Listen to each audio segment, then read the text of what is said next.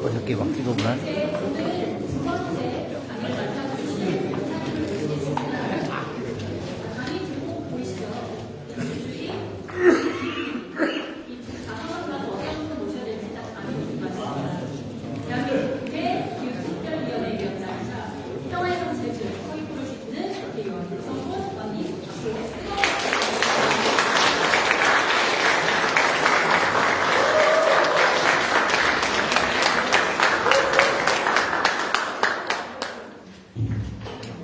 네, 반갑습니다. 국회의원 이승돈입니다. 서귀포 오신 걸 환영합니다.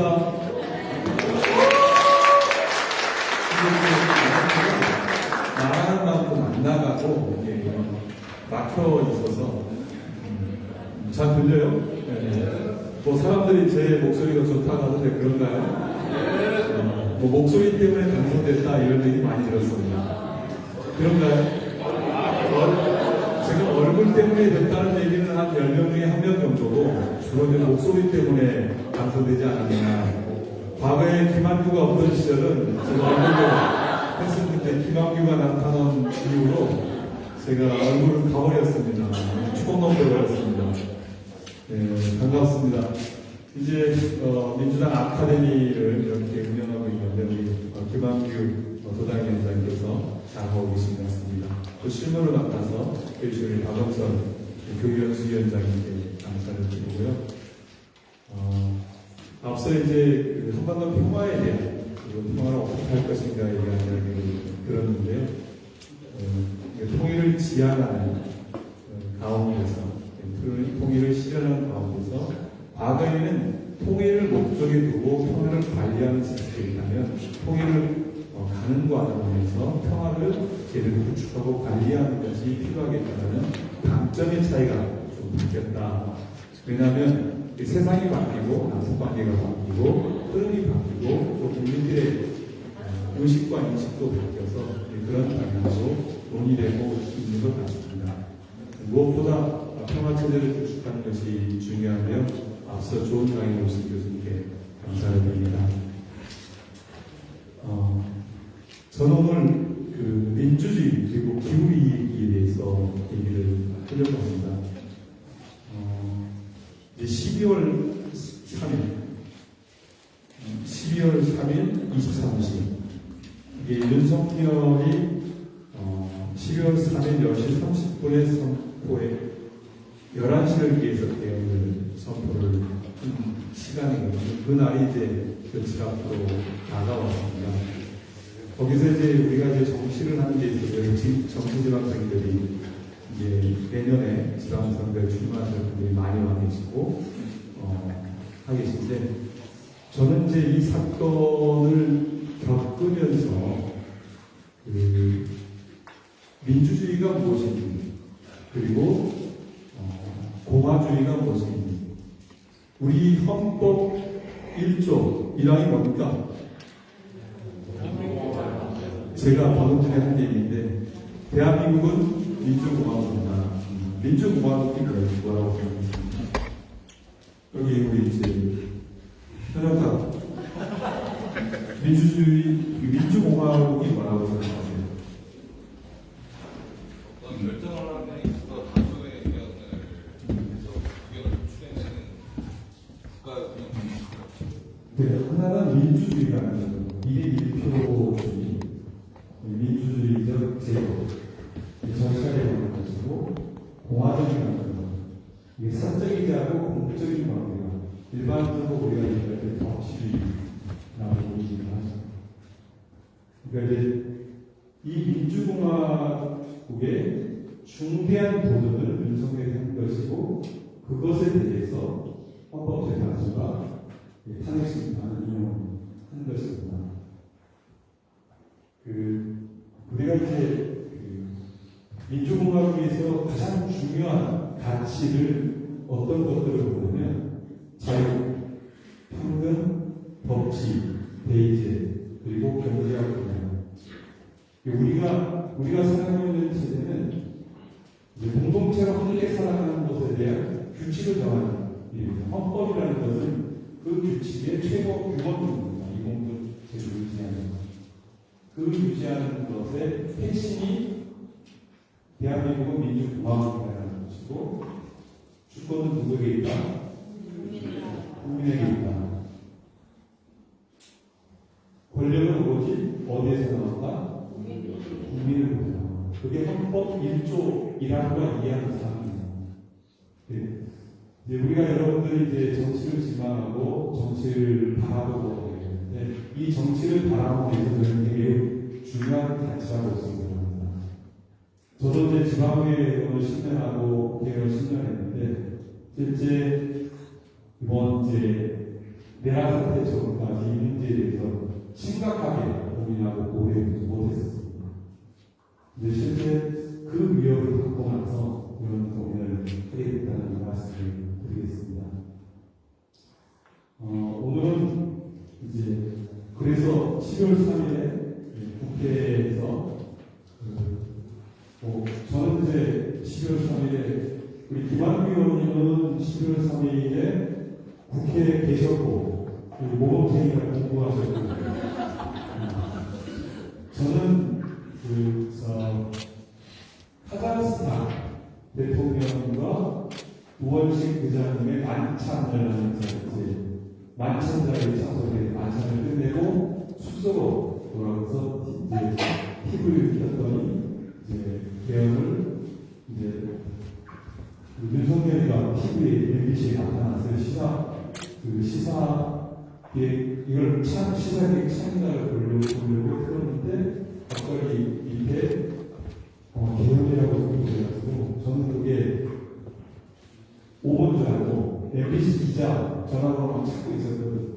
찾고 있는데 저희 보좌관이 전화와서 비상계획을 선보여주셨어요. 그래서 이게 사실이라고 확인하고 국회로 들어가서 국회에 들어가서 제가 국회 이 사람 앞에 두 번째로 나타난 분인데 제가 국회 본회의장에 문을 열고 거기에 불을 켰습니다.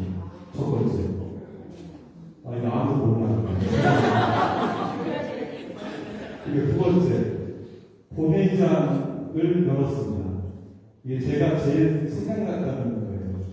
내일 먼저 국회 본회의장으로 가야 되겠다 뛰어가서 이제 단톡방에 본회의장으로 모이자고 이제 글을 올려놓고 가서 도착했더니 거기는 이제 경비구역이니 거기 계신 분들은 나가주십시오 하면서 여성의 이제 멘트가 나오더라고요. 그분들은 이제 못 본 마음이에요. 그래서 이제 뒷문으로 이렇게 돌아가서 1층에 가서 이제 그 의장께 그 당시 사무총장, 미 사무총장을 전화해서 국회에 연락을 했습니다. 근데 열지 않는 거예요. 쫓아가서 그 사람을 데리고 가서 문을 열고 불을 켜놨습니다. 그때 그 당시에 이런 국회의원들과 시민들이 교민민주주의, 민주공화국을 지킨 거죠. 지금 만약에 내란이 성공했다면 지금 이제 김한규는 자식에서 이루고 저는 좀 목소리가 좋아서 없고 여러분들도 많은 분들이 실제 두렵고 정말 긴박했던 그런 시간이었던 것 같습니다. 그렇게 우리가 지난 12월 3일부터 이제 대통령 선거일까지 이어왔던 것 같습니다. 바로 이제 국민이 승리할 시간이라고 생각합니다. 이제 이런 기억나실 겁니다. 신문에 나왔던 사진들.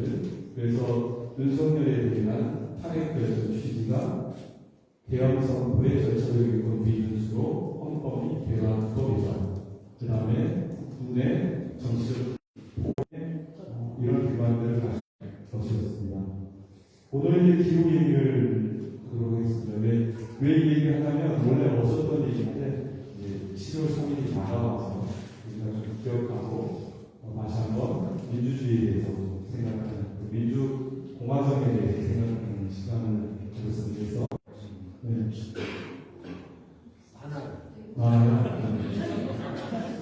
열대야의 수가 한 70일 정도 됩니다. 1.5도.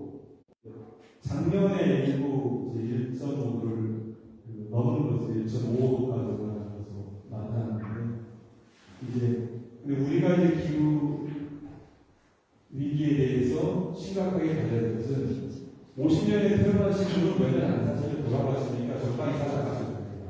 그죠?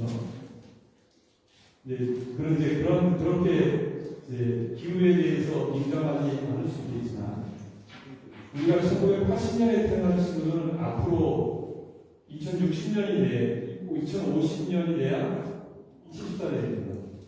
그럼 지금 태어난 친구들은 어떻게 할 거죠? 근데 정책은 지금 우리가 결정해야 돼요.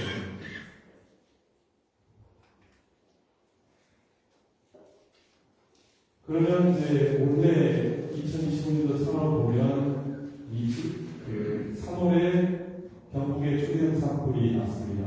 아시겠지만 피해 면적이 10만 4천 헥타르, 그리고 이재수가 3,587명이 나타났고요. 그리고 강릉 가뭄이 6월부터 9월까지 지속이 됐습니다. 그리고 7월 19일에는 경남 산청에서 산사태가 일어났습니다. 그래서 10명이 죽고 1명이 실종되고 4명이 중상을 입었습니다. 재산 피해만 5,117억입니다. 군산의 10월에 시간당 152mm가 지금 이제 1850년부터 1900년대 대비에 지구 연평균 기온이 지금 이렇게 상승했습니다. 여기 보시면 1900년대까지 거의 사실은 이 온도가 거의 1만 년 가까이 지속된 거예요. 이 1만 년 온도가 이 100년 된 사이에 1.5도씨가 올라갔거든요. 보통 지구의 온도가 1도 올라가는데 만 년 정도 보고 있습니다. 만 년. 그러니까 이게 지금 100년 동안의 만 년이니까 100배가 빠른 속도로 증가되니까 여러 가지 이상 현상들이 나타나는 거죠. 그리고 80몇 년간 대기 중의 이산화탄소 농도가 300ppm 이하였습니다. 여기 보시면 300ppm 미만으로 쭉 되는데 지금 몇이냐? 429ppm. 지금 대한민국은 430ppm을 보고 있습니다. 그러니까 이산화탄소는 이만큼 올라가고 있어서 결국은 올라가게 되면 어떻게 되냐, 어떤 결과를 초래할 것이냐라고 보면 1.5도씨가 올라가면 폭염일수가 높은 1.5도씨는 그러니까 우리가 이제 지구를 2050년까지 1.5도씨로 막을 것이냐, 2도씨가 될 것이냐, 3도씨가 될 것이냐, 4도씨가 될 것이냐에 따라서 지구의 상황은 전혀 다른 상황을 맞이한다는 얘기입니다. 그 산호가 1.5도씨 경우는 1.5도씨로 올라가는 경우 70%에서 90%가 산호가 소멸하게 되고요. 2도씨가 되면 99%가 소멸한다고 합니다. 육상 상태에 보면 서식지 절반 이상의 강우들 비율이 1.5도씨 경우는 곤충 6%, 식물 8%, 2도씨 경우는 이게 2배 이상이 되는 거죠. 생태계의 다른 유형의 생태계로 전환되는 것도 비슷합니다. 지금 대한민국의 기후적인 보고서를 보면 지난 109년간의 대한민국의 연평균 기온은 1.6도씩 상승하는 것으로 나왔습니다. 표충수는 50년간 1.23도씩, 해수면 30년간 2.97도씩, 세계 평균이 1.7mm인데 그러니까 이것의 한 2배 정도 가까이 빠른 속도로 해수면이 상승하고 있습니다. 피해 비용은 이제 10년간 계산했더니 경제적 손실 비용과 보호 비용에서 한 11조 정도가 됐다고 합니다. 그리고 지금 투자하면 미래에 이러한 이제 보호 비용을 줄일 수 있는데 지금 투자하자면 미래의 그 손실비용은 어마어마합니다. 실질적으로. 그리고 이제 30년간 우리나라의 날씨인데요. 여름은 20일 길어지고 겨울 20일이 짧아졌습니다. 그리고 봄과 열대 시장이 각각 17일과 10일 너무 빨라졌다는 점입니다. 그러니까 이제 가을이 없어 라고 하는 얘기가 실질적으로 맞는 얘기죠. 가을은 없어져가고 있습니다. 조만간에 봄도 더 줄어들지 않을까 생각합니다. 조금 넘어가고요. 여기 이제 여러분들 관심이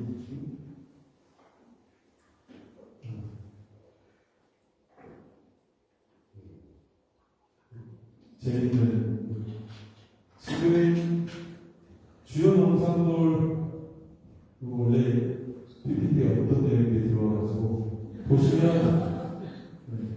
감귤이 지금 이제 귤 한라봉이 청주, 진천 여기까지 지금 재배가 되고 있습니다. 실제 뭐 이제 양미이나 인삼은 이제 연천, 강원도 연천으로 올라가 있고 그 다음에 보시면 이제 다랑 원래 다랑가 이게 여기 제주도 요 밑에 다랑가 지금 이제 부산까지 올라갔습니다. 갈치가 어디로 갔냐면 부산보다도 위로 올라갔습니다. 제 갈치 오장 형성이 있습니다. 이게 이 언어 변화가 어떻게 분석을 한다면 기상청에서 추정한 추정치인데요. 지금 이제 반어는 아시겠지만 반어는 이미 이제 울릉도까지 올라갔습니다. 울릉도까지. 그러니까 방어 축제하는데 방어가 없어서 울릉도에서 속초에서 강릉에서 공주에서 하고 있습니다. 아예 자리는 아예 없어졌습니다. 예, 자리는 조금 나게 가는데 자리를 속초나 이쪽에 가면 자리 고백합니다. 자리 고백. 이제 그런데 온도가 해수 온도가 얼마 올랐느냐? 1.1도 올랐습니다. 해서 지금 평균 온도는 1.5도 줄어났지만 1.1도 올라가는 것이 이러한 변화가 만들어내고 있는 것입니다. 그래서 이제 제주 갈치 어획량을 봤더니 지금 제주 근처의 갈치 어획량이 12,000톤에서 2,000톤에 2024년에 3,900톤. 지금 갈치는 대부분 다 동진하에 가서 잡고 있고요. 거기 여자는 다 죽어버리고 있습니다. 이 반어, 이건 이제 고기수산가격에서 동해 정치만이라고 하는 말을 쳐서 잡는 고기 비율을 봤더니 반어 어획량이 2006년도에는 그만큼이잖아요. 그러니까 1,000톤이 안 됐습니다. 지금은 어느 정도냐면 9,000톤 가까이 올라갑니다.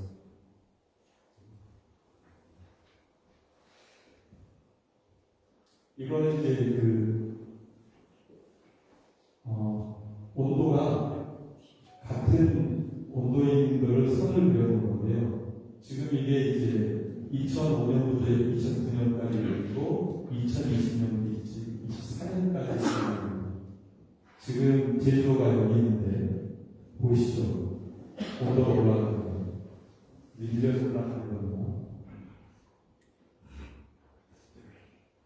그래서 이제 최근 52년간의 제주 평균 기온을 봤더니 2024년에 17.8도랍니다. 평균 기온.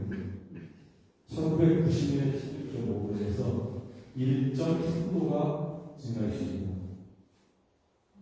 제주가 사실은 기온 상승도 빠르고요. 이산화탄소 농도 증가도 전국에 비해서 빠릅니다.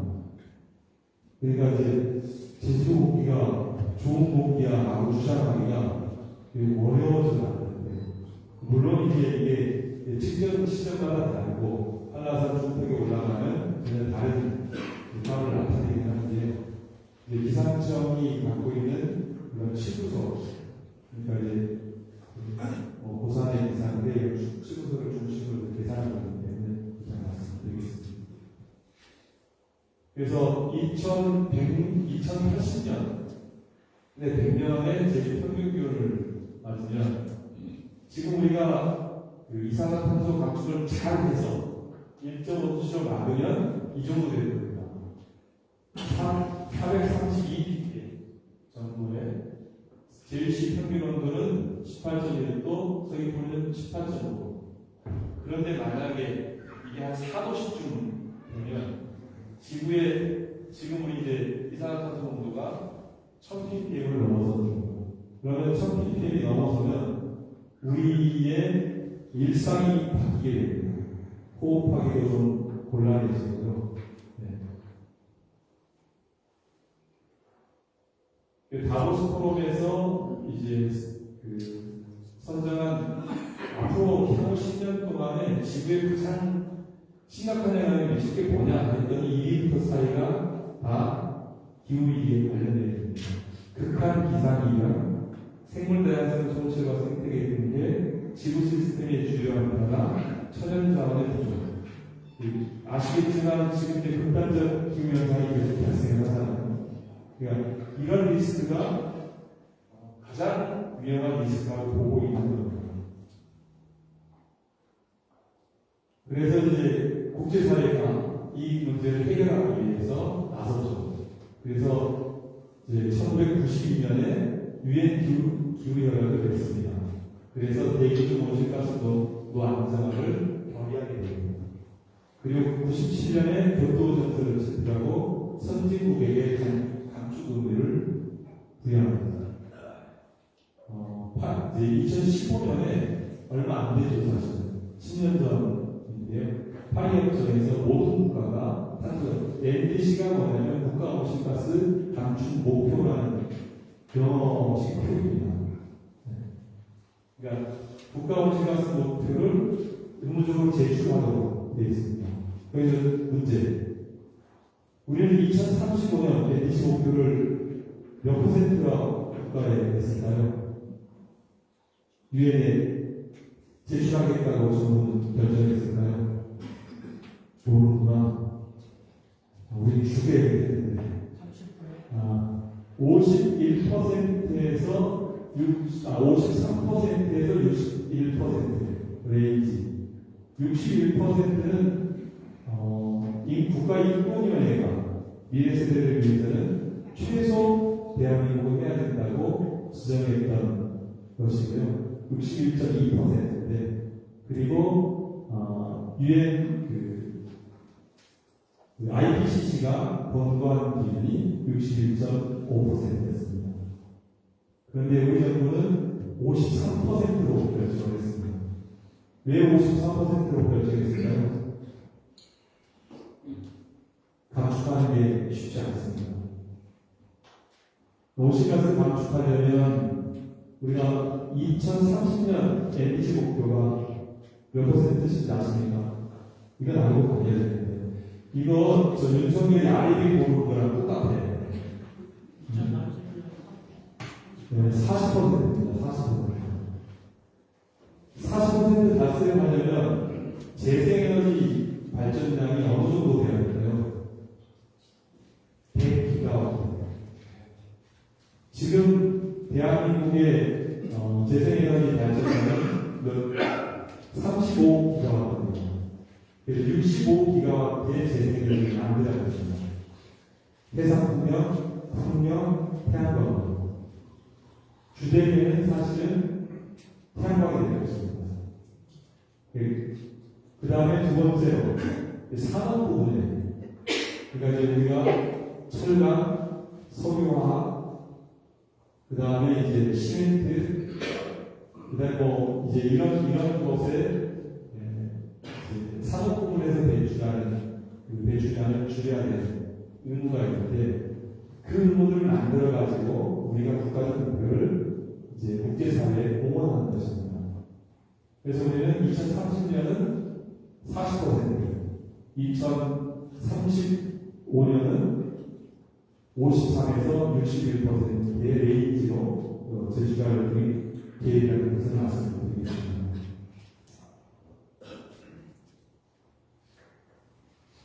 국제사회는 이제 탄소중립 산업을 선정하기 위해서 이게 탄소중립 산업, 탄소중립을 하는 것이 산업적으로 그러면 이익이 없느냐? 네, 그렇지 않습니다. 실질적으로 전기 사용량이 늘어나게 되면 여러분들이 쓰고 계시는 요새 GPT 쓰시죠? 요새 제미나이가 훨씬 더 성능이 뛰어나답니다. 근데 저는 이제 제미나이랑 GPT랑 써봤는데 아직까지는 GPT가 저는 좀 이긴 것 같아요.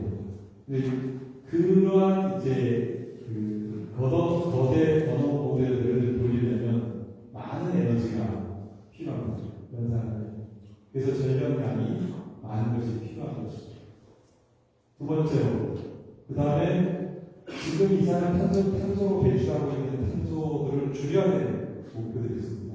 그러니까 이제 가스, 석유, 석탄. 그래서 석탄 발전소는 저희 공약의 이제 목적 과제에 2040년까지 석탄 발전을 퇴출하겠다는 게 목표입니다. 그리고 이제 철강 부분에 있어서는 많은 부분이 석탄을 지금 떼고 있는데 석탄을 이제 철강을 만들면 유연탄을 넣어서 만드는 기술이 기술이어서 하고 있는데 이제 그걸 새로운 방법으로 바꾸는 기술을 하고 있습니다. 이제 그런데 이 탄소 감축과 관련되어서 가장 선도적인 정책을 하고 있는 건 유럽입니다. 유럽에서 진행하고 있는데 유럽이 그래서 2026년부터 탄소 국경 조정세라는 것을 도입하게 됩니다. 알루미늄, 철강, 시멘트, 비료, 전력, 수소 등을 유럽에 수출하려면 유럽에서는 일정 정도의 탄소 감축을 하지 않은 제품에 대해서 아니면 어떤 제품인 경우는 완전히 탄소를 재생에너지로만 만든 제품만을 수입하겠다. 그래서 무역 장벽으로 작용을 할 것입니다. 그러면서 산업을 유선시키고 있거든요. 그리고 중국인 경우는 뭐 아시다시피 이제 태양광, 그 다음에 실질적으로 해상 풍력까지 중국이 사실상 경영을 하고 있고, 보시면 글로벌 시장에서 중국의 시장 점유율이 태양광은 80%에서 95%, 한 5%가 우리나라가 하고 있습니다. 우리 다른 나라는 없습니다. 네. 우리나라도 하나쿠쉘 하나 남아있는데, 하나쿠쉘은 지금 미국에 가서 공장을 유지하고 있고, 한국 공장은 사실상 가고 있는 어려운 상황입니다. 왜냐하면 가격 차이가 워낙에 많아서. 네, 그래서 그러니까 많은 사람들이 그런 얘기하면 중국과 갖다가 만들어가지고 중국만 더워지는 건 아니냐라고 얘기하는데, 현재는 속도감 있게 재생에너지를 보급하려면 중국산을 쓸 수밖에 없는 상황입니다. 그걸 하지 않는 것은 결국은 탄소 감축을 안 하겠다는 얘기인 거죠. 왜냐하면 더 많은 비용을 들여서 그걸 투자할 이유가 없습니다. 그러면 현실적으로 그것을 받아들이고 우리가 어떤 선택이지 않느냐가 좀 중요하다고 생각합니다. 풍력은 70%고 전기차는 60%. 내년 되면 더 달라질 겁니다. 전기차 가격이 계속 떨어지는 이유도 사실은 중국이 계속 전기차를 생산해 내기 때문이거든요. 그래서 전기차를 좀 보급을 하고 있습니다.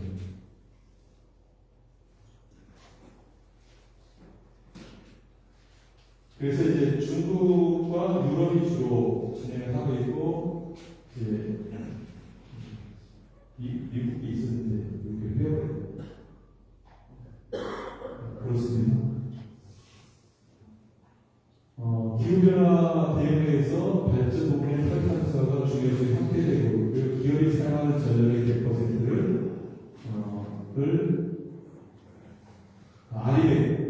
아리백이 되는, 아리백은 아시죠? 윤석열이 그렇게 놀렸는데, 아까 제가 설명한 거예요. 100% 어떤 제품을 생산하는데 100% 재생에너지가, 재생에너지가 뭔지 아잖아. 그것도 물어요. 재생에너지는 태양광, 풍력, 해상 풍력, 또 뭐 있을까요? 예, 지열, 뭐 조력, 미화력. 예, 지구가 갖고 있는 자원을 가지고 새로 이용해서 쓰는 에너지를 만들어내는 걸 재생에너지입니다. 여기 신재생에너지는 신은 뭘까요? 예, 보통 우리가 원자력을 신재생에너지에 원자력을 넣어서 신재생에너지라고 얘기하고 폐열 이런 것들을 이제 사용하는데 국제적으로는 이제 재생에너지에 원자력은 포함되어 있지 않습니다. 사실상. 그리고 이제 윤석열 정부 시절에는 윤석열 정부는 그걸 이제 포함시켜서 CFI를 하려고 그걸 하려고 했는데 실제 국제협력 기구를 만들어내지 못했습니다. 사실상 제 사업 만들어가지고 운영하고 있긴 한데 그래서 지금 이제 보시면 여기 가입 조건이 있는데요. 이념은 협력 우리도 알렉 생각을 하는데 기업 나가서 실제 기업들 간에 연합을 해서 운영을 하거든요. 그래서 연간 100기가와트 이상의 전력을 사용하는 거예요. 그 다음에 이제 포춘 1000 이상에 해당되는 영향력 과학적 기업을 대상으로 하고 있고 이들의 목표는 사회의 사실 목표는 2030년까지 60%, 2040년에 90%, 2050년 100%를 조달을 서로 협약하고 운영을 하고 있습니다. 이런 것들은 이제 주가의 반응이 이걸 되냐 안 되냐 판단할 때 ESG 경영이라고 들어보셨죠? 예, ESG 경영을 할 때 ESG 경영 지표에 이걸 넣어서 판별을 합니다. 그래서 그들의 주가에 영향을 미치기 때문에 그 생각을 달성하지 않는데 그래서 그 주식을 보니까 어마어마한 밀병식 돈 가지고 있는 지난 블랙원이라는 데도 있고 우리나라 연기금은 한 1000조쯤 되고 아까 여기 1경조쯤 되고 그런 친구들이 투자할 때 탄소감축을 하는 기업에 투자하는 걸 샀습니다. 네, 트럼프가 이제 파리협정을 탈퇴했습니다. 트럼프는 기후위기는 사기라고 주장합니다. 기후위기는 얼빠진 과학자들의 얼빠진 이야기라고 얘기하는데 기후위기를 처음부터 제기했을 때 그러한 문제 제기를 하는 여러 가지 세력들이 있었습니다. 그 중에 저는 하나라고 해요. 이제 이렇게 하는 것을 우리가 포스트 트루스라고 얘기하는데, 그런데 이제 미국에 보시면 탈퇴했지만 지금 미국의 기후동맹이 만들어졌습니다. 그러니까 주거진 민주당 지지 성향 주가 24개주가 결성을 해서 실질적으로 진행하고 있고 여기 기후동맹은 주정부가 예산을 끊어도 주정부 예산으로 연방정부가 지원하는 만큼 지원하고 있습니다. 그렇게 운영하고 있습니다. 인구가 54%고 국내 주택량 57%예요. 그래서 실질적으로 트럼프가 탈퇴는 했지만 탄소감축 정책을 지속적으로 진행하고 있습니다. 왜냐하면 그 주들의 요 주 중에 공화당 주가 몇 개가 있습니다. 그 공화당 표가 아닌 곳인데 거기에 있는 연방 의원들이 강력하게 저지를 하고 있습니다. 그래서 트럼프가 실질적으로 기후 정책을 폐기하지 못하고 끌려가고 있는 상황이라고 말씀드리고 있습니다. 이제 우리가 이제 탄소 중립이라는 것은 우리가 어느 정도 수준까지 갈 거냐라고 보면 산업화 이전, 우리가 1890년대 수준까지의 농도를 낮추어낸 것이죠. 그 당시에 지구의 탄소 농도는 한 260ppm 정도 됐습니다. 아까 자료를 보셨으니까. 그래서 순 배출량, 그러니까 온실가스 배출량 제로를 낮춰내는 일입니다. 그 농축산에서 탄소 배출이 제일 많은 게 뭘까요? 소가 이제 되새김을 하면서 메탄을 발생시키는데요.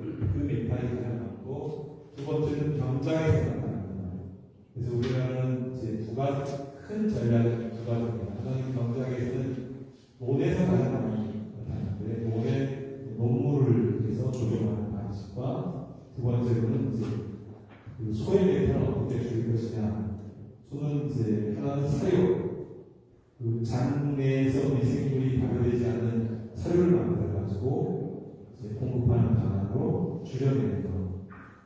그리고 가축 사육 도수를 일정 정도로 제한하는 이런 정책을 가지고 앞으로 정부가 될 것 같습니다. 이거는 이제 청소년들이 2020년에 기후소송을 했습니다. 청소년들이 모여서 기후소송을 했고, 그 기후소송을 했는데 그 친구들이 헌재에서 이겼습니다. 어떤 얘기냐면,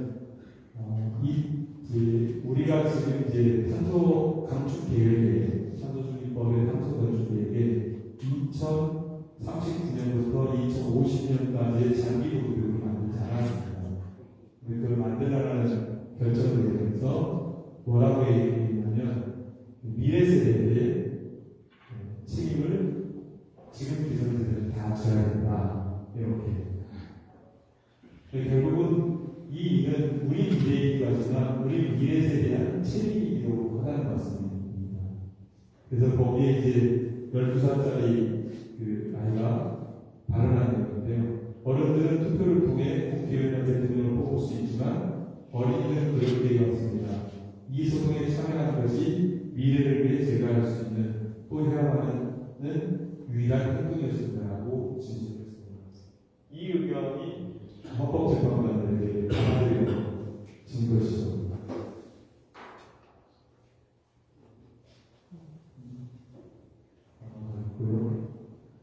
앞서 우리가 2035년 LPG 목표를 53에서 51로, 사실은 이 과정에 많은 문제가 있었습니다. 저는 이제 당에서 그리고 국회에서 교육회의를 맡고 있고, 당에서는 탄소중립위원회 위원장을 맡고 있고, 또 기후행동 포럼이라고 하는 비상이라는 것을 만들어서 활동들을 하고 있는데, 여기 멤버들과 했을 때 우리는 최소치가 60이었습니다. 부담스러워도 지금 해야 된다.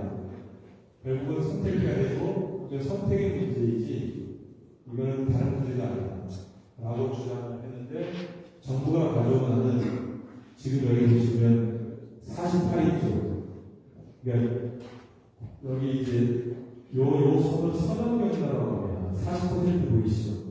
40% 일자로 쭉 보면 53%가 나옵니다. 근데 정부는 뭘 가져가냐면 한 50% 정도 하겠다는 겁니다. 이건 도저히 우리는 받아들일 수가 없다. 이 정책 결정을 마지막 날까지 당 대표, 대통령이, 국무총리 다 정하고 설득해서 결국 53%를 얻어냈습니다. 근데 53%를 얻어냈지만 실제 갈 길은 너무나 많은 것입니다. 앞서 얘기했지만 재생에너지 지난 저희가 20년 넘게 해왔는데 35기가와트 하거든요. 그럼 이제 65기가와트 하려면 1년에 12기가와트씩 해야 되거든요. 12기가와트씩 달성이 가능한가? 고민이 많죠. 그러기 위한 여러 가지 정책들을 만들어 내려고 합니다. 지금 이제 태양광을 이제 지난 대선에 햇빛연금 반응을 하겠다. 그래서 지금 우리 제주도가 공풍화 개념, 그 다음에 태양광도 사실 이제 그런 공동 소유의 공동으로 하는 것에 대해서 적극적으로 지지하는 조직들을 만들어내고, 그 소득이 기업에게 다 돌아가는 방식이 아니라 지역 주민들과 나누는 방식으로 하겠다는 게 우리 당의 방침이라고 말씀드리겠습니다. 그래서 이재명 정부의 탄소중립 정책은 이렇습니다. 에너지 고속도로로 경제성장 대동력을 구축하고 재생에너지 중심으로 에너지를 개선하고 탄소중립을 위한 경제를 하겠다. 이제 서해안 지금 이제 의원님들 이제 도의회에서 이제 에너지 고속도로 하는데 6자형인데 왜 제일 빠져나가지고 논쟁들을 많이 하시잖아요. 문제제기 하시는 의원님들 계시고. 그 공약사항에는 제주가 이렇게 연결되어 있는데, 이제 국정기획위원회에서 국정기획하는 빼있는데, 빼내기가 별다른 건 아니고, 사실은.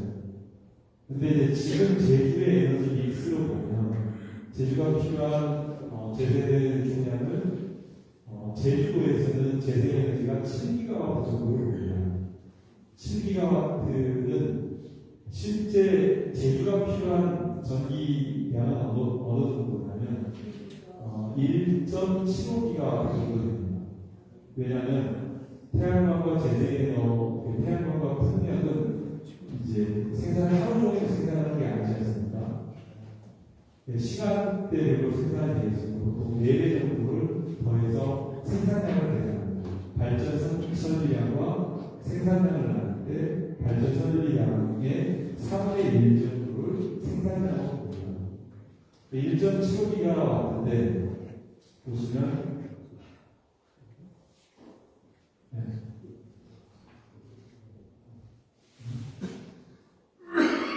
지금 추가로 예상하는 분들이 3기가 왔거든요. 지금 제주에 저 3기가 물면 제주가 에너지 대란이에요. 전기 맥락이 우리 이제 이경철 우리 선배님 잘 아시겠지만 전기는 주파수를 맞추는데 발전량과 소비량이 같아야 됩니다. 저렇게 생산한 전기를 제주도에 공급할 수 데가 없습니다. 저걸 공급하면 전체 부하가 걸려서 실질적으로 전력 낭비가 발생하는 상황이 벌어집니다. 국가관에서 보면 그래서 아까 내 투자도 비상금을 우리가 이제 빼게 돼요. 그래서 일자형이 안 되는데 좀 물어보면 좋을 텐데 열심히 하고 있어서 이제 필요하면 그러니까 제주가 생산되는 전기를 만약에 필요 이상으로 생산한다면 그 생산되는 발전소는 이제 육지구에 이제 변전소에 접속을 시키는 것이 맞습니다. 그렇게 해야 제주가 안정적으로 전기를 운영할 수 있습니다. 그리고 이제 연동형 태양광이라든가 이런 거 여기까지 말씀드리고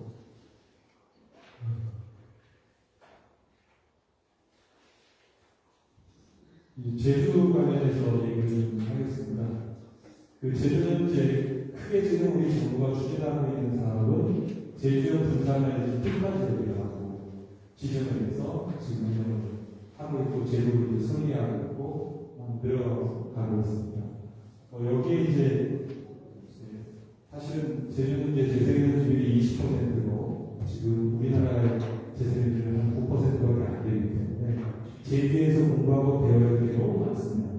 우리나라의 경우 그런 시범 사업을 다 해볼 수 있는데 안타까운 것은 이런 연구에 우리 제주 기업이나 제주 연구자들이 제대로 많이 참여를 못하고 있는 게 안타까운 거예요.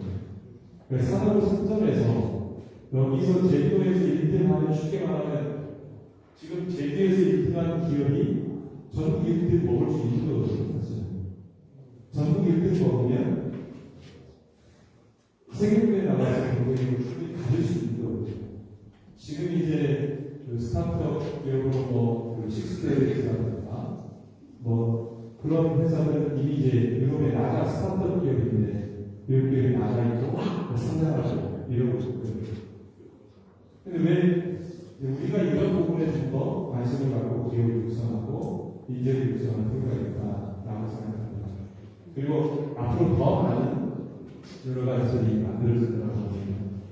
핵심은 이제 지금은 발전사와 판매사가 구분하도록 되어 있습니다.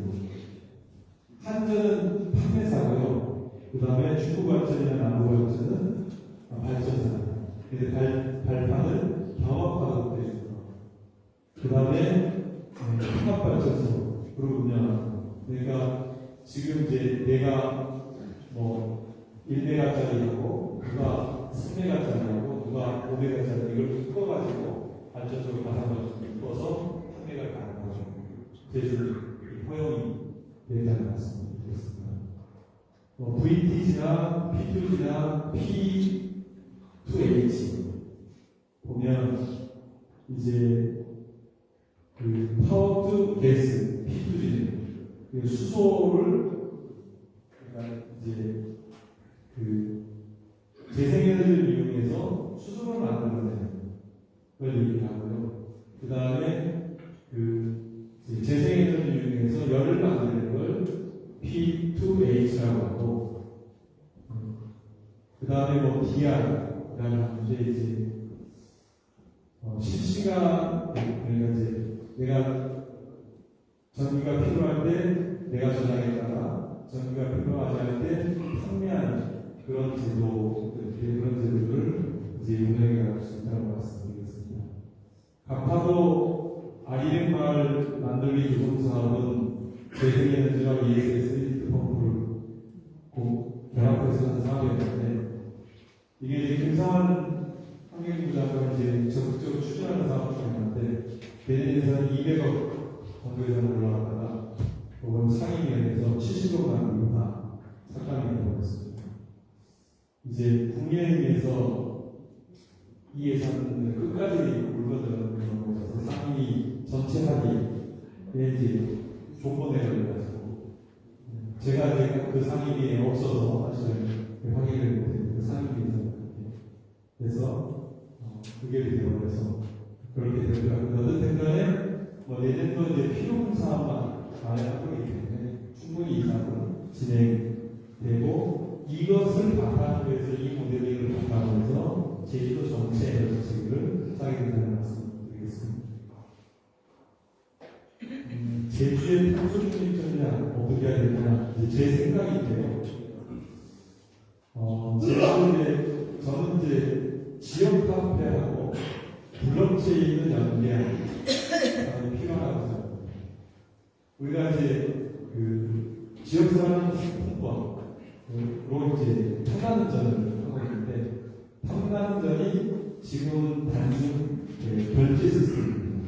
결제만 시스템인데, 저기 충남 부여에 갔더니 굿드래페이라고 있었습니다. 그 굿드래페이는 지역 순환형 화폐가 있습니다. 그 지역 순환형 화폐는 블록체인 기반으로 운영됩니다. 어떤 거냐면, 내가 이제 만약에 블록체인 기반의 판단전이 된다면, 내가 이제 정부로부터 10만 원을 받았습니다. 그 10만 원을 가지고 우리 박원철 의원님 상점에 가서 계산했어요. 그럼 박원철 의원님은 그걸 가지고 오늘 이제 내가 10이었는데 내가 10을 결제해 줬으면 20이 되면 20을 가지고 다른 집에 가서 결제를 할 수 있습니다.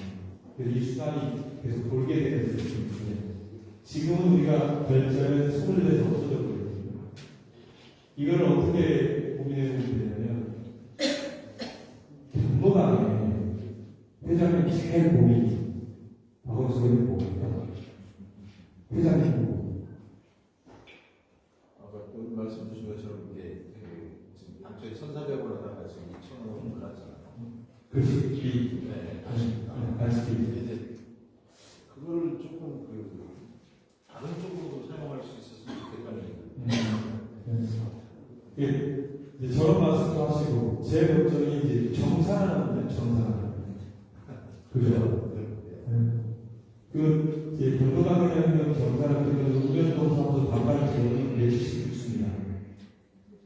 이거 정산하는 회장님에게 활동비가 나가잖아요. 10만 원이니까.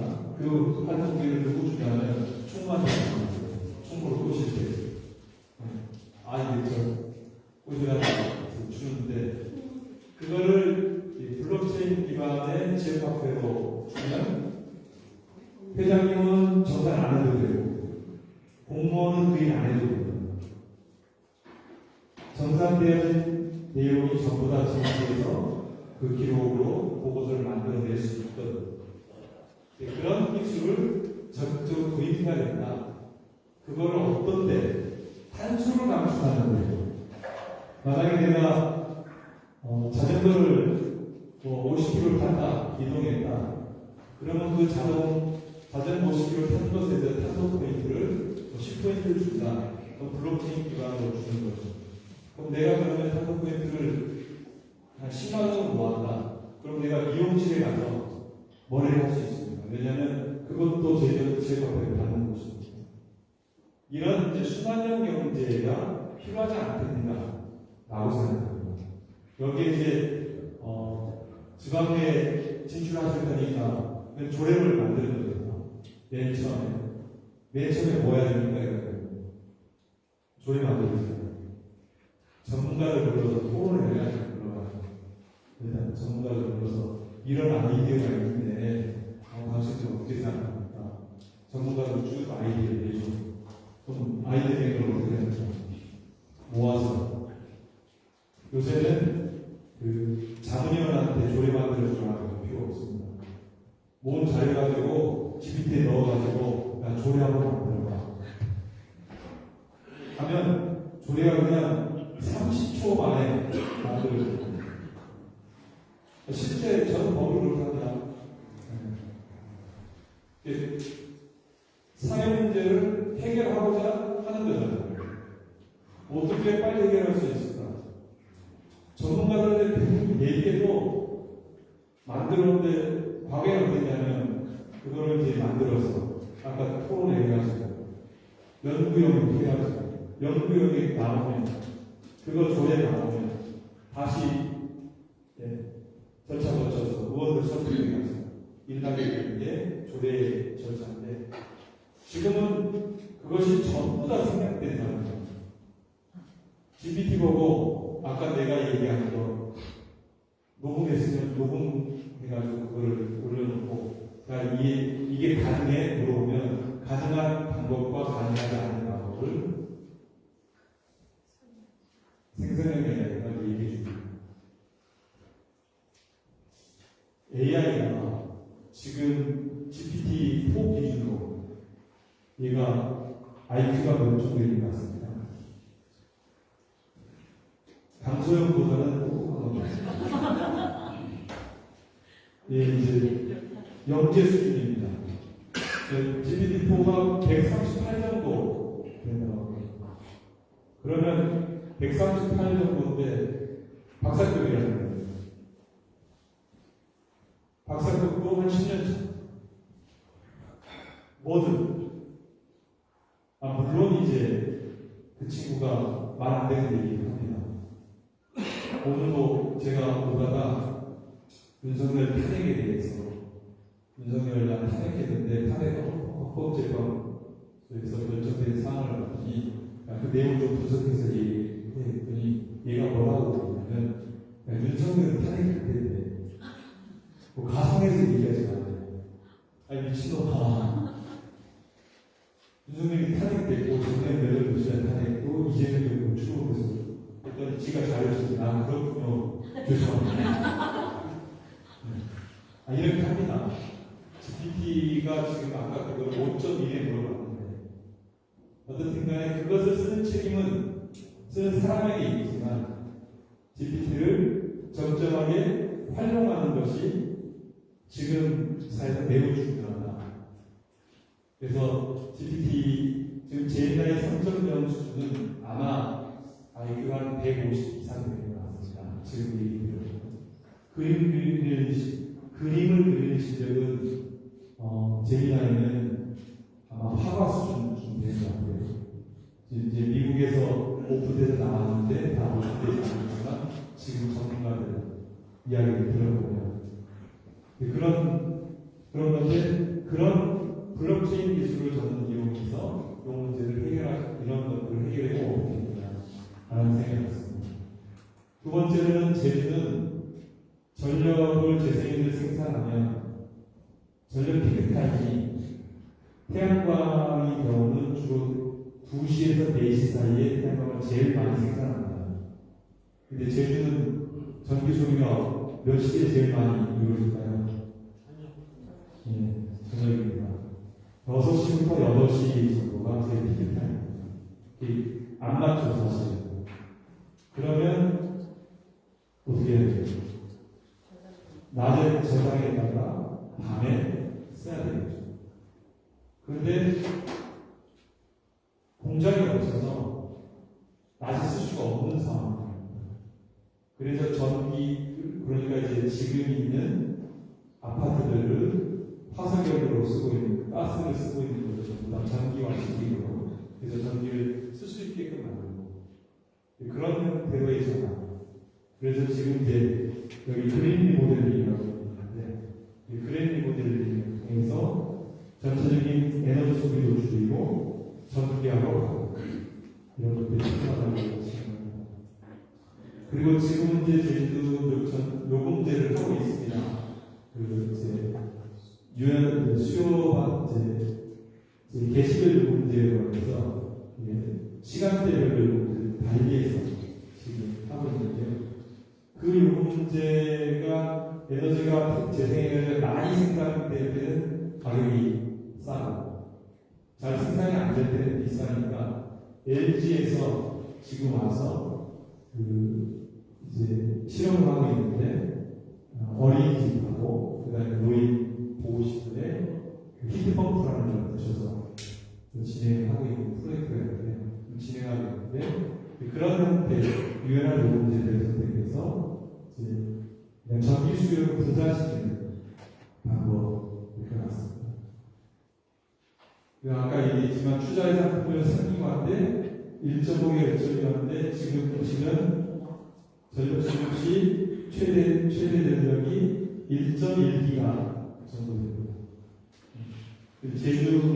제주에 보면 2024년 기준에 발전 설비량 기준이고요.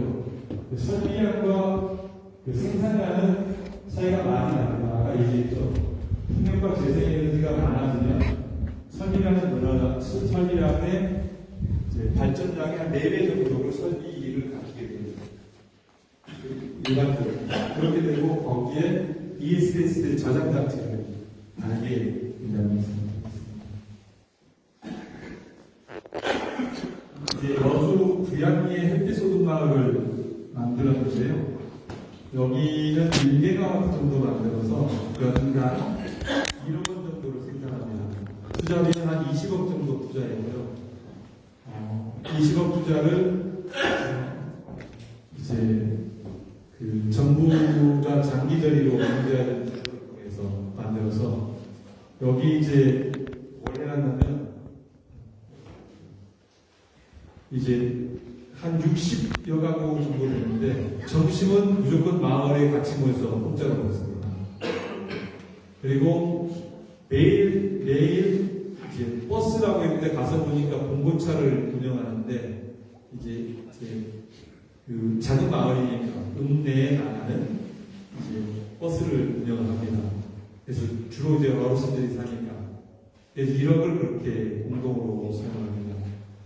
이제 우리 정부가 햇빛 연금, 바람 연금 제도가 이제 이런 마을들을 만들어내서 실질적으로 재생에너지가 소득으로 들어가게 된다. 이것이 목표라는 말씀을 드리겠습니다. 우리 지역에 이제 남원에 가봤더니 남원에 지금 이제 세 군데에서 진행을 하고 있는데요. 남원 수만, 그다음에 위미, 이런 마을들이 3개 마을, 4개 마을이 모여서 10메가와트씩 가입합니다. 10메가와트면 연간 이제 본인들이 투자하고 이제 이렇게 되면 실질적으로 연간 아까 1메가가 1억 나왔잖아요. 연간 한 10억 정도 나오는데 요새 우리 조례를 의원님들이 잘 만들어놔가지고 한 개 마을만 할 수 없도록 해놨더라고요. 곁에 있는 마을 2개랑 2~3개랑 같이 하도록 제도를 설계해서 그 마을들에게 그러니까 메인으로 하는 마을은 좀 더 많이 갖고 적게 하는 마을은 나눠서 가고 그래서 위미 3리인 경우나 이런 경우는 전혀 그런 게 없는데 한 2, 3억, 3, 4억 정도를 연간 받을 계획을 하고 이런 프로젝트를 진행하고 있었습니다. 지금이 대전 안덕에도 화순마을도 아마 태양광시설에서 마을 수익에서 이익을 이용하고 있고요. 이런 것들을 좀 더 공개적으로, 좀 더 제대로 되게끔 하겠다는 게 저희들이 지금 말씀을 드리겠습니다. 제주도민들에게 물어봤는데 이렇습니다. 기후변화에 대한 관심이 61%가 있고요. 기후변화에 대한 심각성은 74.1%가 있다는 것 같습니다. 이게 중요하죠?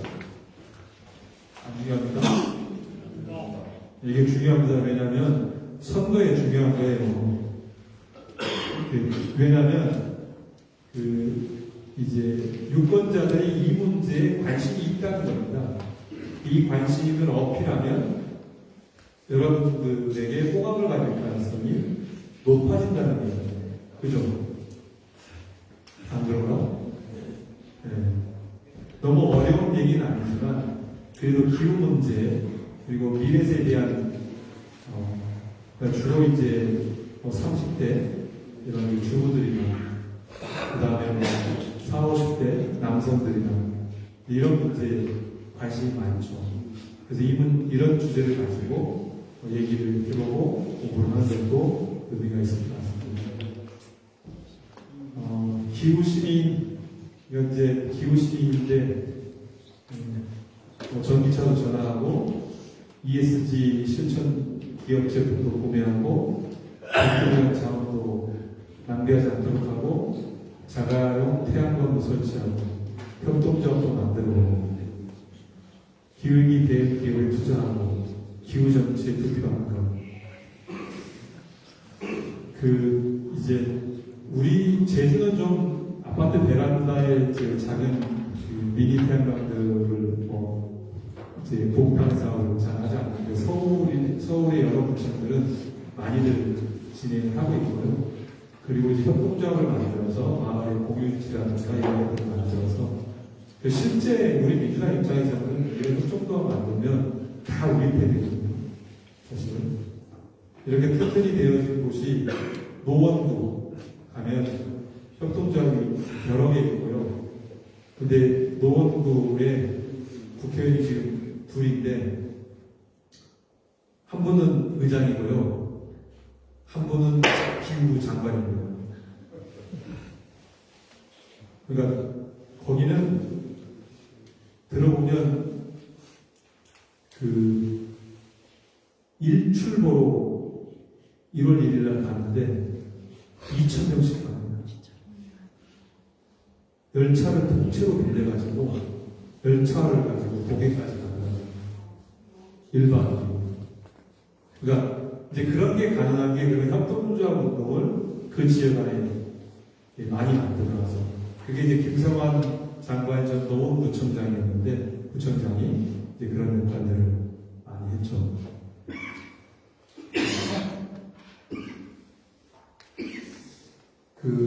이제 결국은 기후 문제는 우리가 나서지 않으면 해결되지 않는 문제고 미래의 문제가 아니라 현재의 문제라는 게 중요합니다. 근데 이 문제를 해결하는데 낭비처럼 보이는 돈들이 들어가죠. 말 안 되는 태양광에 돈 써야 되고 말 안 된다고 생각하는 풍력에 돈 써야 되고 그게 어떻게 보면 경관적으로 보면 혐오시설로 보입니다. 그런데 우리 인류가 살아가기 위해서는 방법이 없어요, 사실. 경로당 하나 짓는 것보다, 회관 하나 짓는 것보다 지금은 이 사업에 투자해야 될 거죠. 물론 경로당이 해야 되죠. 제가 제 중요한 시급성을 말씀을 드릴 겁니다. 우리는 이제 대한민국은 큰 위기에 있는데 그 위기의 1번이 기후위기입니다. 그 다음에 저출생이 위기가 있죠. 출산율이 0.72입니다. 2100년이 되면 대한민국 인구가 1800만으로 줄어드는 나라. 그 다음에 이제 아마 이제 AI를 비롯해 이게 이제 자동화가 가속되어지면서 빈부격차는 훨씬 더 커져나가는 겁니다.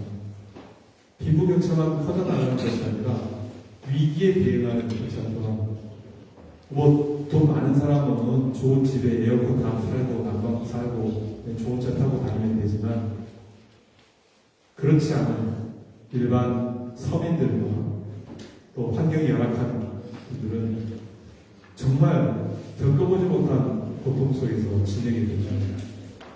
서울 온도가 원래 39도, 40도를 넘은 적도 있는 거 아니에요. 지금 이게 43도, 44도 이렇게 되면 실제 밭에서 일할 수가 없고 원래 이제 농작물도 레드양을 중심으로 해서 열광피해를 많이 받는데 그런 현상이 일상화됐거든요. 오늘이라도 당장 태풍이 시속 45, 50 되는 강풍이 불어닥칠 수 있고 이제 그거를 막아낼 수 있는 것은 여기 계신 우리 당원들이라고 생각합니다. 여기 계신 우리 정치를 꿈꾸는 정치인이라고 생각합니다. 우리가 해내지 않으면 우리 미래 세대는 존재할 수가 없습니다. 이게 뒤로 밀어놓을 일이 아니라 지금 당장 해야 될 일이라는 말씀을 드리겠습니다. 여러분들이 이제 정치를 지망하니까 지방에는 어떤 일을 해야 될까? 그런 여러 지방의 의원들 계신데 제가 지방의 의원에서는 제일 고참이죠. 제가 2006년도에 지방에 들어와서 2015년까지 활동을 했고 박원석 의원과 같이 활동을 했는데 지방 정치가 저는 혼자 하는 정치보다 함께하는 정치가 매우 중요하다고 생각합니다. 팀플레이하고 네트워크하고. 저는 지방선거 출마자들에게 예전 이제 당선자들에게 지방의 의원은 사실은 이제 자영업자거든요. 외판 사원이기도 하고 열정을 가진 광물 판매 장수이기도 합니다. 뭐든 가지고 와서 팔아야 되고 그것이 그런 것들인데 중요한 것은 정치에도 중요한 것, 지방의회도 중요한 것, 주변의 사람들을 아끼고 사랑하는 마음이겠죠. 측은지심이라고 공자는 말씀하셨습니다. 정치에 가장 필요한 마음은 측은지심이 아닐까. 거기서 시작되는 것이 아닐까.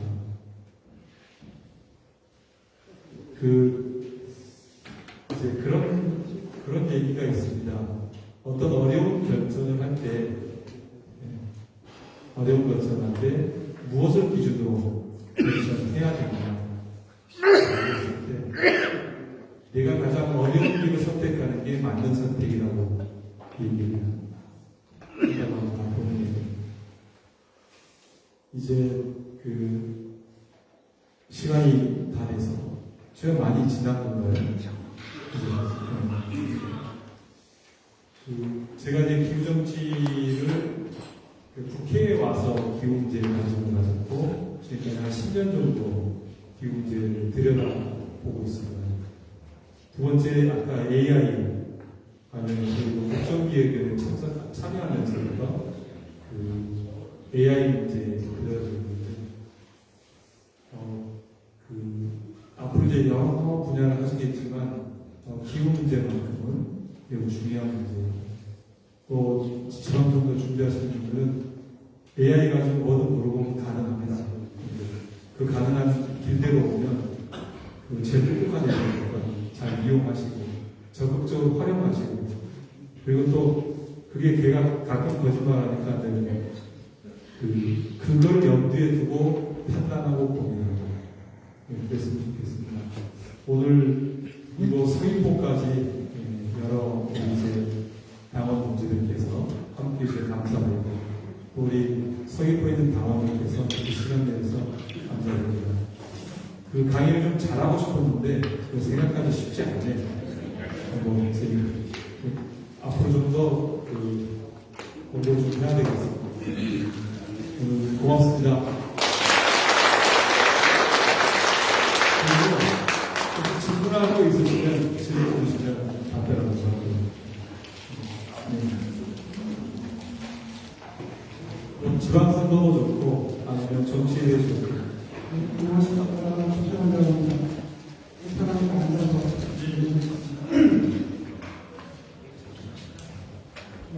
차분한 소리 너무나도 좋은 강강이 좀 감사합니다. 휴가와 제주발전을 위해서 노력하시는 의원님이 참 고맙습니다. 두 가지를 좀 질문을 드리고 싶습니다. 첫 번째는 지금 천안하고 한국 LNG 발전소 새로 짓는다고 하는데 사실 이게 아시다시피 탄소 배출이 석탄 반으로 많다고 하거든요. 근데 이게 국가정책하고 지역이 가고자 하는 방향으로 맞는지 두 번째는 만약에 이게 10년 후에 지어진다면 이게 탄소 배출이나 이런 친환경적으로 갈 수 있는 방안이나 향후 운영 계획에 대한 내용을 참 궁금합니다. 감사합니다. 그 삼양에 이제 LNG 발전소가 만들어지는데 150개가 두 개가 만들어진 계획인데 하나는 이제 제주도에서 환경영향 평가 공단이 설계해서 하나는 추진 과정이니까 알고 있습니다.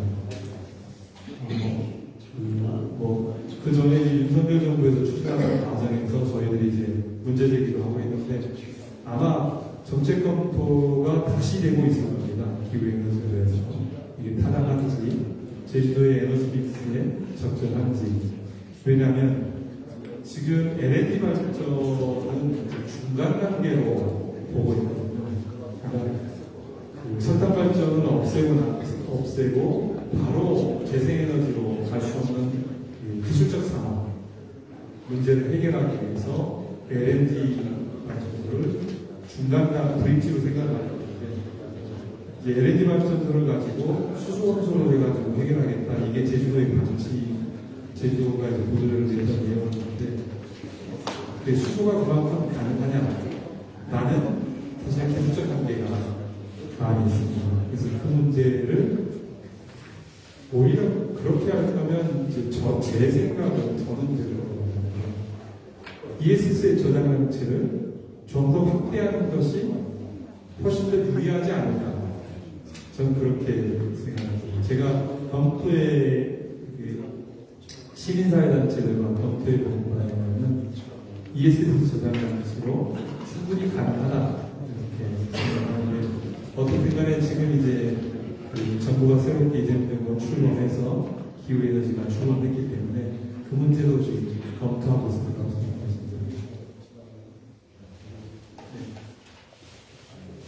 예, 저는 한 가지만 좀 의원님께 건의사항을 좀 꼭 기회가 있으면 드리고 싶었거든요. 의원님이랑 지방의원 같이 활동을 할 때 우리 신천의 BY 본사라는 거 한번 한 적이 있습니다. 그때 의원님 모시고 BYD 본사를 다녀온 이후에 그 BYD 본사에서 제주지사를 설치합니다.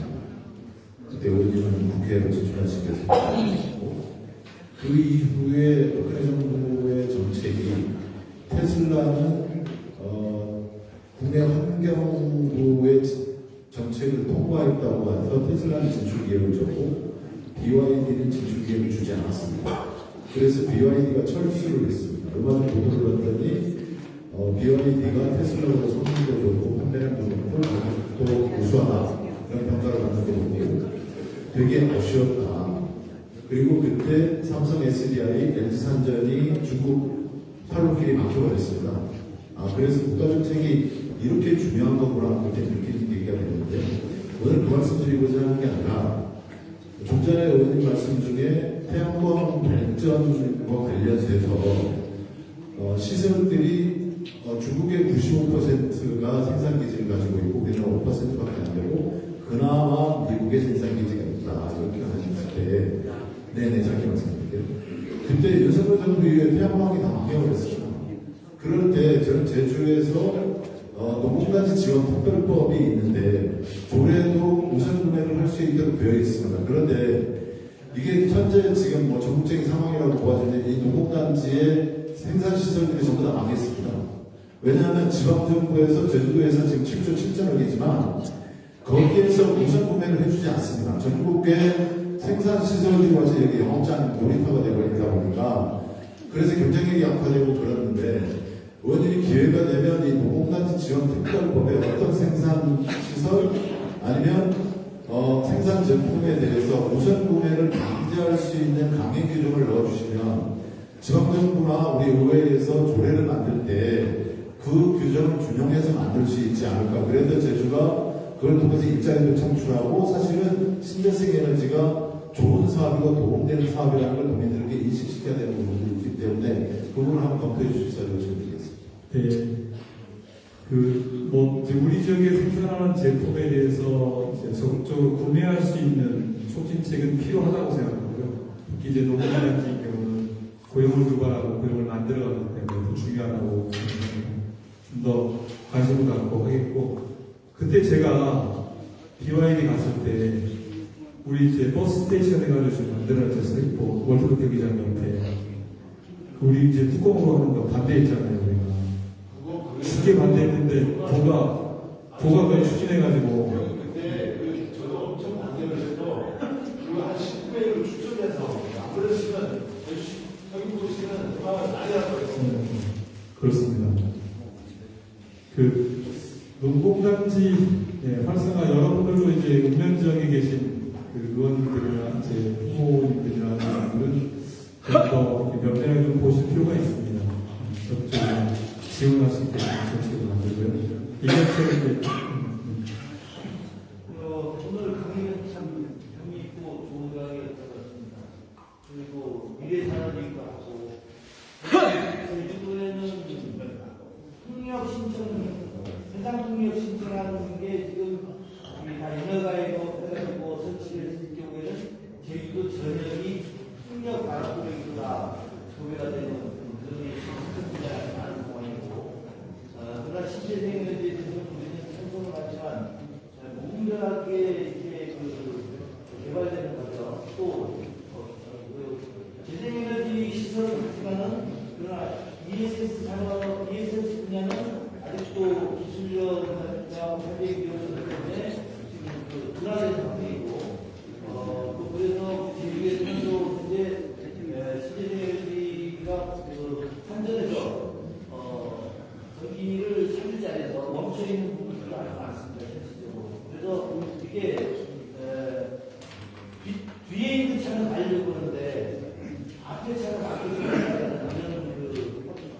막힌 현상이 에너지 분야에 발생될 수 있습니다. 그래서 이거는 중장기적으로 우리나라 에너지 분야의 미래를 열려면은 ESS 분야가 빨리 산업화가 되고, 또 이게 왕케이블로 해남에 대전 사태가 생겼을 때 제주에서 발생돼서 남는 전력은 왕케이블을 가지고 해남으로 판매할 수 있는 이런 전략들이 필요하다고 생각하는데, 우리 국회나 정부에서도 우리 제주도에 남아돌고 있는 에너지 부분을 신속하게 해결할 수 있으면 좋다고 생각하는데. 네. 지금 이제 한전에서 개통 접속을 제한을 하고 있는데요. 그거는 이제 신규로 만들어지는 재생에너지에 대한 접속을 하는 거고, 이미 인허가가 나가 있는 것은 발전사를 만들어서 할 수 있도록 하게 진행하는 거고, 지금 이제 정부랑 협의하고 있는 것은 이제 마을 주민 중심으로 만들어지는 재생에너지를 수용하는 방안을 검토를 하고 있다는 말씀을 드리고요. 앞으로 그런 방향으로 이해되고, 지금 이제 교통이 접속 제한이 된 이유는 사실은 제주권의 문제가 아니라 전남권까지 묶어서 전반적인 교통 문제라는 말씀을 드리겠습니다. 그리고 ESS 저장 장치는 여러 가지 방식으로 이제 많은 부분에서 적용하고 있고 기술력도 ESS 저장력 지금 우리나라 기술력이 가장 뛰어난 기술력을 갖고 있다는 말씀을 드리겠습니다. 예.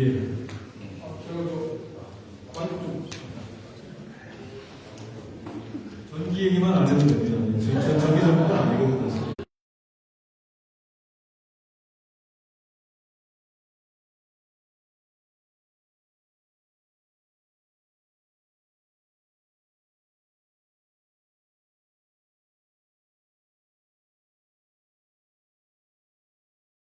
분들은 지방 정치를 잘 하셔야 됩니다. 근데 제가 여기 10수년 살면서 느낀 거는 뭐냐면 제주도가 잘 살기 위해서 뭡니까? 외부에서 많은 관광객들이 와야 되지 않습니까?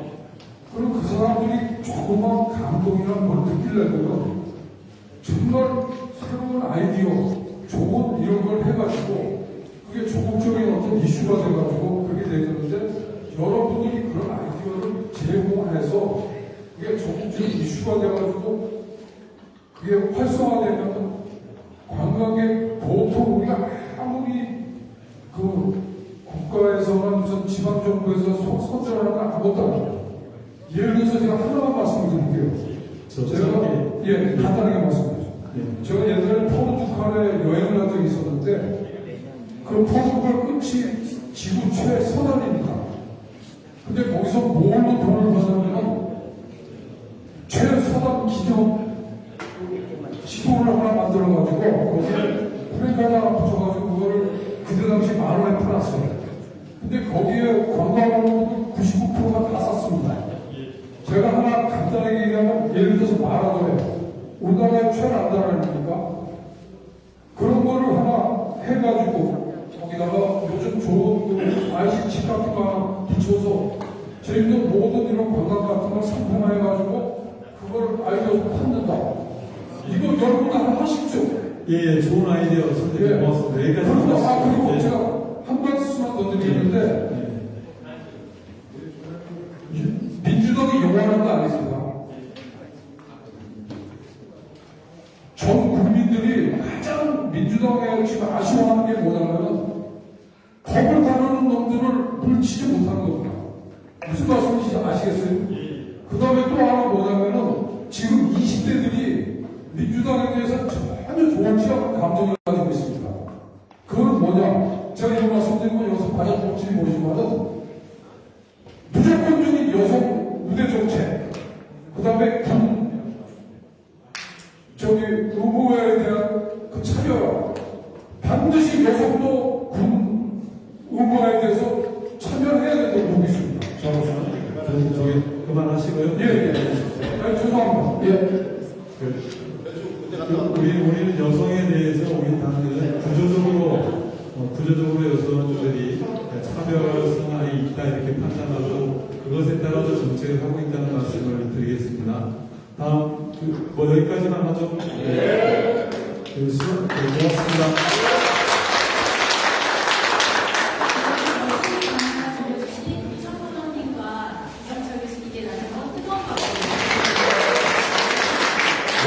고생하셨고요.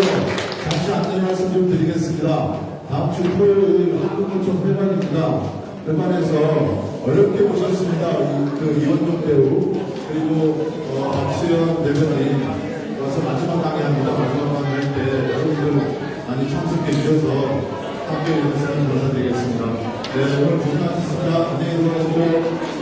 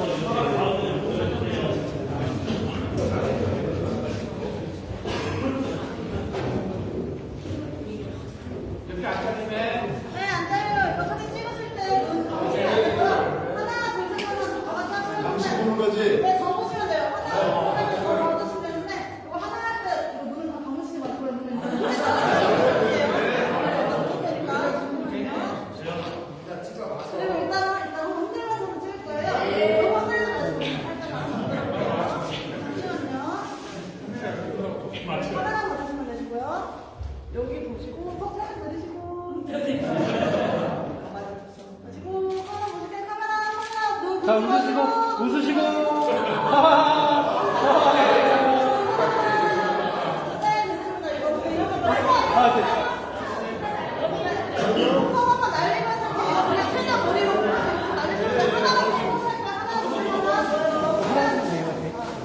제가 하나, 둘, 셋 하면은, 자, 그래도 서귀포시 왔으니까 미성은 화이팅 하면서.